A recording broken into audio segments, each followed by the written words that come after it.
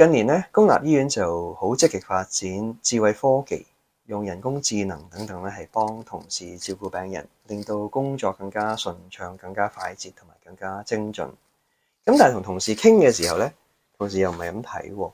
佢話係啊，買咗個新嘅系統啊，可以提醒到，譬如有病人係跌親啊等等。不過咧，你睇下我哋個 station 咧就好多個 mon 喺樹啦，好多個唔同系統擺埋一齊。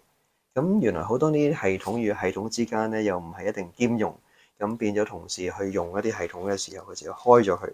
咁原本嘅 CMS 又要開咗。咁如果有幾個呢啲系統喺病房嘅時候咧，同事又發覺哇，好多系統一響都唔知邊個機響，咁變咗有時反而工作咧係更加辛苦。